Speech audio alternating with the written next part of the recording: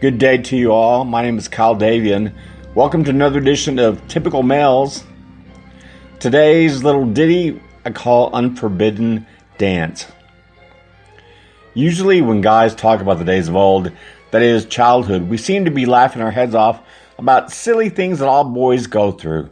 But in reality, at the time, it was pure misery. Take, for instance, the methods by which you were punished. It was usually by the hand of your mother, because in those days, most moms were stay-at-home moms. They had plenty of time to devise and carry out your demise. And sometimes you didn't even know what you'd done. Ever hear the answer to this one? Now on to available torture methods. You've heard of them before. The switch, the belt, the hand, and so on. But my mom was famous for the shoe, which in theory may sound harmless because most women have small feet, right? Well, my mother was raised in South America, usually barefooted, and her feet are wide, long, and strong.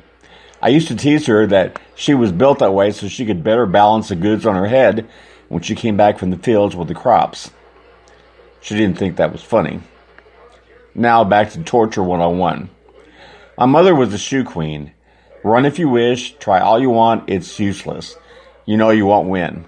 My mother was short, had long arms, and she had big hands and feet. She could pull that shoe off like Marshall Dillon with a pistol and a holster. And as you ran, you hear a faint twirling whir behind you, gaining on you fast. It was her shoe, using it like a boomerang and flying right for your head. Bam!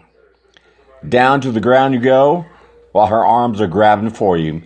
She lifts you up by one arm and then proceeds to dance the maypole dance with you.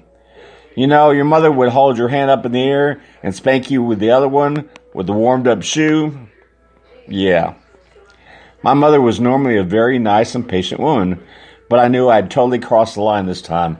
I was looking into two very angry eyes that made the charging bull look like Bo Peep.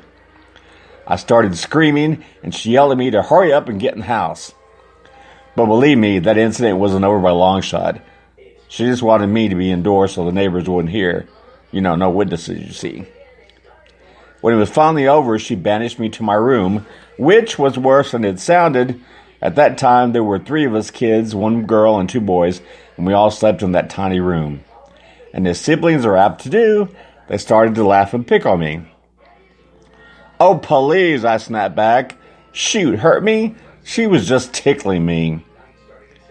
A cold chill ran out my backside as I suddenly heard my mother's heavily accented voice. Then she said harshly through her teeth, "Kid, I will tickle you." The high-pitched, shrill screams that now filled the room that could have drowned out a freight train screeched to a sudden halt. She had us all corralled like cattle, doing our own freestyle versions of the wee-wee dance. I remember wondering if God was watching all this, and if he was, would he approve? My mother always said we had to behave because we were living in the last days.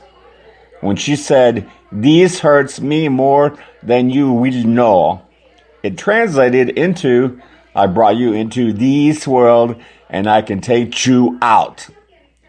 But as much pain as I was in at that point, that really didn't sound half bad. This is today's version of the Typical Males podcast.